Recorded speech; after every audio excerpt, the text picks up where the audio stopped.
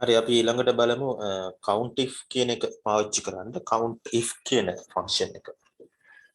count if කියන function එකෙන් පුළුවන් අපිට condition එකක් දෙන්න. දැන් උදාහරණයක් විදිහට මේ label column එක ගත්තොත් එimhe ඒකේ අපිට count කරන්න ඕනේ 500ට වැඩි items කීයක් තියෙනවද කියන එක විතරක් නම් ඒක දැන් එතන count items 6ක් තියෙනවනේ A ඉඳලා G F දක්වා 500ට වැඩි item තියෙන්නේ මෙතන එකක් තියෙනවා 900 850 1000 ඔය අවස්ථා තුනනේ තියෙන්නේ. එහෙනම් අපිට එන්න ඕනේ 3යි කියලා උත්තරේ. ඒක කන්ඩිෂන් එකක් එතන තියෙන්නේ 500ට වැඩි අවස්ථා විතරක් count කරනවා. නේ අන්න ඒ වගේ කන්ඩිෂන් එකක් එක්ක අපිට count function එක use කරන්න ඕන නම් අපිට count if කියන එක පාවිච්චි කරන්න පුළුවන්. අපි බලමු count if කියන එකට උදාහරණයක් කියන්න. මෙතන heading එකක් දෙන්නම්. count if කියලා. දැන් 500ට වැඩි labor cost එක 500ට වැඩි items කීයක් තියෙනවද කියන එක තමයි මම count කරන්න යන්නේ. එහෙනම් අවශ්‍ය දැන අපි හිතමු C14ට තමයි උත්තරේ ගන්න ඕනේ. එහෙනම් cell point එක ගේන්න C14ට එතන ඒක උඩ ක්ලික් කරන්න C14 කියන එක උඩ ක්ලික් කරලා formula by එකේ අපි සමීකරණ එළියමු equal symbol එකෙන් පටන් ගන්න. ඊට පස්සේ සමය function එකේ නම count if තමයි function එකේ නම වරහණක් අරින්න bracket open කරන්න open කරලා ඊට පස්සේ count if යොදන්න ඕන range එක වෙන්නේ මේ label column එකේ තියෙන අගයන් set එක C5 ඉඳලා C11 දක්වා set එකෙන් තමයි අපි අගය 500ට වැඩි අගයන් ටික තෝරගන්නේ. එහෙනම් ඒ range එක දෙන්න දීලා කමාවක් දාන්න C5 C10 range එක දුන්නා කමාවෙන් පස්සේ තමයි අපි criteria එක නැත්තම් condition එක දෙන්නේ. කියන්නේ 500ට වැඩි කියන අදහසින් හැම වෙලෙම range එක දෙනකොට මේ criteria එකක් දෙනකොට double quotation පාවිච්චි කරන්න double quotation mark එක. ඊට පස්සේ greater than මොකද 500ට වැඩි කියන අදහස දෙන්න greater than කියන symbol එක පාවිච්චි කරනවා greater than 500. දැන් අර double quote එක වහන්න ඕනේ. හරි අපි මෙතන double quotation එක open කරන්නේ ඒක වහලා වරහන වහන්න. මුලින් අපි open කරපු වරහන අවසානයේට වහන්න ඕනේ. වහලා දැන් enter key එක press කරන්න. දැන් අපිට පේනවා උත්තරේ 3යි කියලා ලැබෙනවා. 500ට වැඩි items 3ක් මෙතන සඳහන් වෙනවා. ඒ විදිහට අපි තව උදාහරණයක් ලිව්වොත් එහෙම මේ material කියන එකට අපි හිතමු මෙතන 300ට වැඩි items කීයක් තියෙනවද කියලා අපිට අපි 300 ගන්නේ නැතුව අපි ගමු 700ට වැඩි cost එක 700ට වැඩි ඒවා කීයක් තියෙනවද කියලා බැලුවොත් එම් කොහොමද අපි ලියන්නේ ඒක. එහෙනම් equal count if function එකේ නම දාන්න වරහණක් open කරන්න range එක දැන් මෙතනදී range එක වෙන්නේ material column එක. ඒ කියන්නේ D5 ඉඳලා D10ට. කමාවෙන් පස්සේ තමයි condition එක දෙන්නේ. ඒතර condition එකක් දෙනකොට හැම වෙලෙම double quotation open කරන්න. ඊට පස්සේ අපි මෙතන 500 අඩු ගමු. හරි 500 අඩු වේවා. හරි 500 අඩු වේවා calculate count කරන්න ඕනේ කීයක් items තියෙනවද කියලා. එහෙනම් 500 අඩු කියන අදහසෙන් අපි less than symbol එක පාවිච්චි කරන්න. less than 500. double quote එක වහන්න. අපි double quote එකක් use කරනවා හැම වෙලෙම මේ condition එකක් දෙන්න. ඒ නිසා ඒක open කරා නම් අවසානයේට වහන්න ඕනේ වරහන වහන්න. වහලා enter key එක press කරන්න අපිට items 3යි කියලා ලැබෙනවා. දැන් 500ට වඩා items මේ column එකේ අපි check කරොත් manually check කරොත් තියෙන්නේ 450යි 345යි මෙතන 450යි items 3යි තියෙන්නේ. ඒක 3යි කියලා අපිට ලැබිලා තියෙනවා. හොඳයි. ඒ වගේ දැන් අපිට මෙතන එක condition එකයිනේ දීලා තියෙන්නේ. දැන් මේ formulas දෙකේම තියෙන්නේ එක condition එකයි. සමහර අවස්ථා තියෙනවා condition දෙකක් හෝ ඊට වඩා වැඩි ගණනක් දෙන්න ඕනේ. අපි කියනවා multiple condition කියලා. එතනදී count if කියන function එකට පොඩි වෙනසක් කරනවා. count ifs කියන function එක use කරනවා.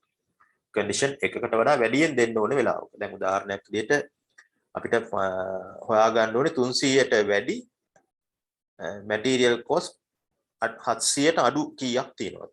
300ට වැඩි සහ 700ට අඩු. එතන කන්ඩිෂන් දෙකක් තියෙනවා. හරි. ඒ වගේ තැන්වලදී count IFS කියන එක යොදන්න පුළුවන්. දැන් මම ඊළඟ ලයින් එකේ දාන්නම්. count IFS කියන එක භාවිතා කරන විදිය මම උදාහරණයක් ලියන්නම් labor column එකට. අපි හිතමු මට ඕනේ items 18ට අඩු 500ට වැඩි කීයක් තියෙනවද කියලා බලන්න. 18 අඩු. ඒ කියන්නේ 750 18 අඩුයි 500ට වැඩි වෙන්නත් ඕනේ. එහෙනම් 750 හරි. 900 ගත්තොත් 18 අඩුයි 500ට වැඩි වෙන්නත් ඕනේ. හරි. එහෙනම් items දෙකයි තියෙන්නේ. එහෙනම් අපි උත්තරයට එන්න ඕනේ 2යි කියලා. හොඳයි. අපි සමීකරණයේ ලියමු. ලියන්නේ C15. C15 උඩ ක්ලික් කරන්න. දැන් equal symbol එක දාලා count if function එකේ නම යොදන්න count ifs. මොකද multiple condition තියෙනවනේ එන්න count ifs කියලා දාලා open කරන්න brackets open කරලා දැන් range එක දෙන්න. දැන් අපේ labor column එකේ තියෙන values ටික තමයි ගන්නෙ. එහෙනම් labor column එකේ තියෙන values ටික ලකුණු කරන්න ඔය විදිහට කරලා කමාවක් දාන්න. දාලා පළවෙනි condition එක. පළවෙනි condition එක double quotes ඇතුලේ greater than අපිට 500 greater than 500 500ට වඩා වැඩි වෙන්න ඕනේ. දැන් double quote වහන්න. වහලා ඊට පස්සේ දෙවෙනි condition එක දෙන්න ඕනේ. කියන්නේ 18 අඩු කියන අවස්ථාව ඊට පෙර නැවත range එක ලකුණු කරන්න ඕනේ. කමාවක් ආයෙ දාලා අපි condition apply කරන range එක තමයි මේ labor column එක. ඒකේ තියෙන values වලට දැන් නැවත ඒ range එක දෙන්න C5 ඉඳලා C10ට. එතකොට condition කීපයක් දෙනවා නම් ඒ range එක හැම වෙලෙම ලකුණු කරන්න ඕනේ. right කමාවක් දාන්න. කමාවක් දාලා දැන් දෙන්න condition එක. දැන් condition එක less than 1000. දැන් double quotes open කරන්න. less than symbol එක පාවිච්චි කරන්න. අගේ දෙන්න 1000.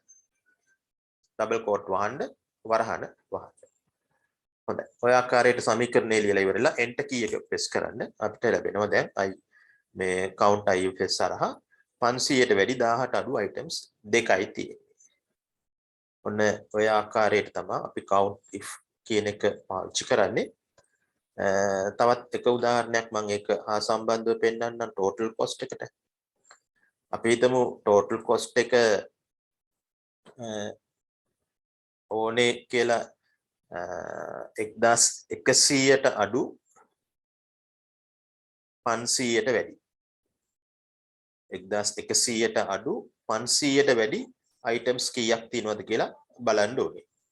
එහෙනම් උත්තරේ මම ගන්නෙ E15. එහෙනම් mouse point එක ගේන්න E15 උඩ ක්ලික් කරන්න. ක්ලික් කරලා සමීකරණය ලියන්න පටන් ගන්න equal මොකද්ද පාවිච්චි කරන සමීකරණය 1100ට අඩු 500ට වැඩි. ඒ කියන්නේ condition දෙකක් තියෙනවනේ. එහෙනම් count ifs.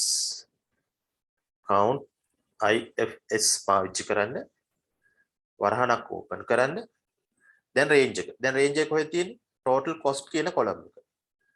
total cost කියන column එකේ values පටන් ගන්නේ E5න්. එහෙනම් range එක ලකුණු වෙන්න ඕනේ E5 ඉඳලා 15ට. F10 දක්වා. right. දැන් කමාවක් දාලා පළවෙනි condition එක දෙන්න. condition එකක් දෙනකොට අනිවාර්යෙන් double quotes open කරන්න. දැන් condition එක දෙන්න ඉස්සෙල්ලා අපි දෙමු 500ට වැඩි කියන අවස්ථාව. එහෙනම් greater than symbol එක පාවිච්චි කරන්න 500ට වැඩි කියන අර්ථයට කීයට වැඩිද 500ට වැඩි. double quote වහන්න. හොඳයි. ඔන්න පළවෙනි condition එක දීලා ඉවරයි. දැන් දෙවෙනි condition එක දෙන්න ඕනේ. දෙවෙනි condition එක දෙන්න ඉස්සෙල්ලා මම ඉස්සෙල්ලා කිව්වා වගේ නැවත range එක දෙන්න ඕනේ. එහෙනම් කමාවක් දාලා ලකුණු කරන්න range එක ආයේ. total cost යටතේ තියෙන මෙන්න මේ E5 ඉඳලා F10 දක්වා තියෙන range එකේ 500ට වැඩි 1100ට අඩු අගයන්නේ අපි හොයන්නේ. 500ට වැඩි කියන අවස්ථාව කන්ඩිෂන් 1 එකට දුන්නා. දැන් 1100ට අඩු කියන අවස්ථාවට අදාළ කන්ඩිෂන් එක දෙන්න යන්නේ. එහෙනම් ඊට අදාළ රේන්ජ් එක අපි ලකුණු කරා. කමාවක් දාන්න ඩබල් කෝට් ඕපන් කරන්න නැවත ඩබල් කොටේෂන් ඕපන් කරලා දැන් දෙන්න 1100ට අඩු සිම්බල් එක යූස් කරන්න less than කියන සිම්බල් එක අගේ දෙන්න 1100යි ඩබල් කෝට්ස් වහන්න වරහන වහලා එන්ටර් කී එක ප්‍රෙස් කරන්න එතන උත්තරේ විදියට 4යි කියලා අපිට ලැබෙනවා. 1100ට අඩු අවස්ථා 4ක් තියෙනවා 500ට වැඩි වෙන්නත් ඕනේ. එතන අවස්ථා 4ක් තියෙනවා. දැන් අපි ගත්තොත් 950 කියන්නේ 500ට වැඩි අවස්ථාවක් 1180ට වැඩි 1100ට වැඩි අඩුයි. එහෙනම් 1යි 1095 ගන්න පුළුවන් 2යි 775 870 ඒ විදිහට 4ක් අවස්ථා 4ක් තියෙනවා. හොඳයි ඔය ආකාරයට count if යොදන්න පුළුවන්. ඊළඟට ඔය විදිහටම අපිට යොදන්න පුළුවන් තව අවස්ථාවක් තමයි sum if කියන එක. sum if. දැන් count if අපි පාවිච්චි කරේ තියෙන items ගණන ගණන් කරන්න.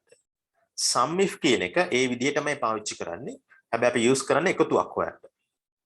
දැන් සමහර වෙලාවට අපිට මේ උදාහරණය ගත්තොත් මේ ලේබර් කොලම් එකේ 500ට වැඩි අගයන් විතරක් එකතු කරලා පෙන්වන්න ඕනේ.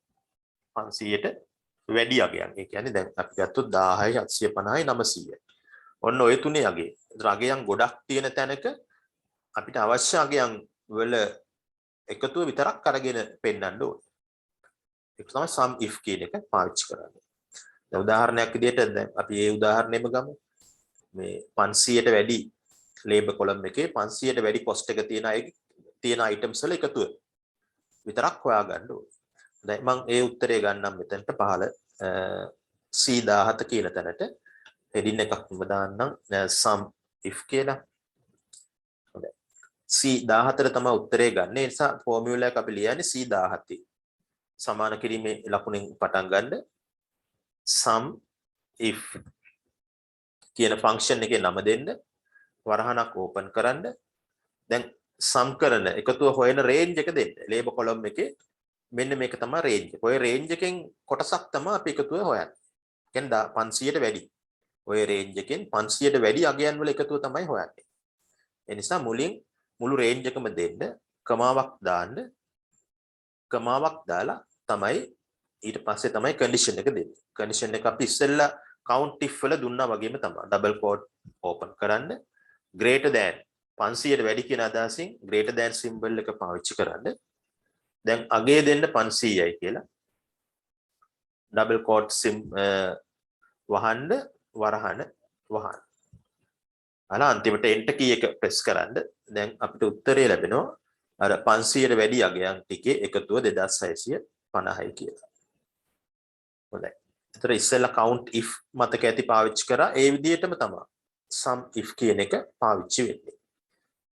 දැන් තව උදාහරණයක් මම කියන්නම්. මේ මැටීරියල් කොලම් එකේ අපි හිතමු 700ට වැඩි 600ට වැඩි සංඛ්‍යා වල එකතුව අපිට හොයාගන්න ඕනේ. කොස්ට් එක හොයාගන්න ඕනේ 600ට වැඩි. දැන් 600ට වැඩි කිව්වම මෙතන අයිති වෙනවා 1250යි 700යි. නේ එහෙනම් 1900යි කියලා උත්තරේ අපිට එන්න ඕනේ. හරි උත්තරේ අපි ගමු D17 කියන සෙල් එකට D17 එහෙනම් D17 උඩ ක්ලික් කරන්න. දැන් සමීකරණය ලියන්න පටන් ගන්න. සමාන කිරීමේ ලකුණෙන් පටන් ගන්න. දැන් සමීකරණයේ නම sum if type කරන්න sum if කියලා වරහනක් ඕපන් කරන්න. ඕපන් කරලා අර රේන්ජ් එක දෙන්න. ඒතර material cost range එක material column එකේ පටන් ගන්නෙ D5න් D5 ඉඳලා පහළට D10 දක්වා රේන්ජ් එක දෙන්න. දීලා කමාවක් දාන්න. කමාව දාලා ඊට පස්සේ තමයි කන්ඩිෂන් එක දෙන්නේ. කන්ඩිෂන් එක දෙන්නේ ඉස්සෙල්ලා වගේමයි ඩබල් කෝට් ඕපන් කරන්න. ඒතර 600ට වැඩි අගයන් වල එකතුව. එහෙනම් greater than symbol එක මම පාවිච්චි කරනවා greater than 600 අගය දෙන්න. දැන් ඩබල් කෝට් එක වහන්න. වරහනත් අවසානයේට වහලා enter key එක press කරන්න. ඒතර 1900යි කියලා අපිට උත්තරය ලැබෙනවා.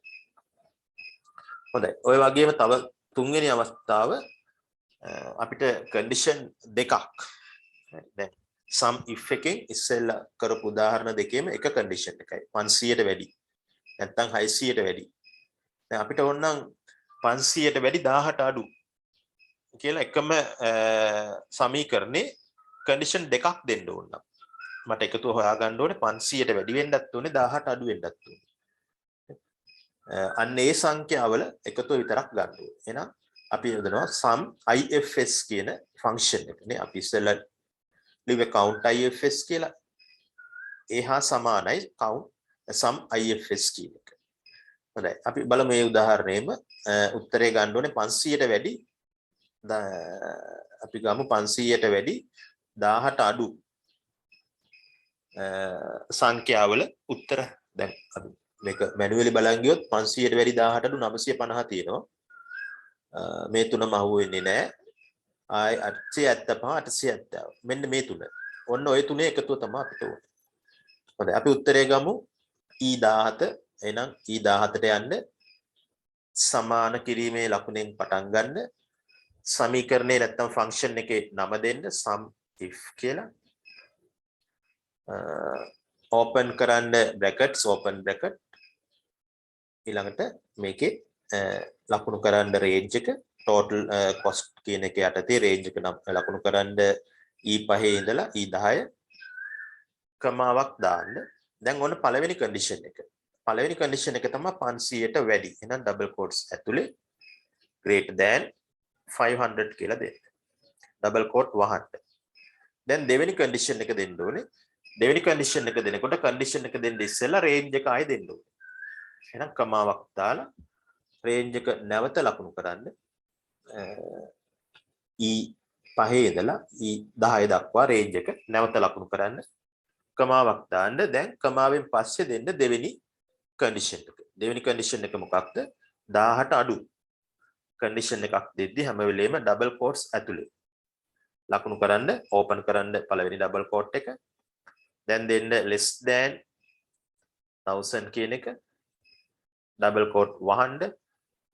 වහලා සමීකරණයේ bracket එක වහන්න. දැන් අපි බලන් ගියොත් මෙතන sum ifs වෙන්න ඕනේ. ifs එක අපි multiple condition දෙකකට නේ යොදන්නේ. නම් sum ifs වෙන්න ඕනේ. හොඳයි. දැන් පුළුවන් සමීකරණය ඉවරයි. enter key එක press කරන්න.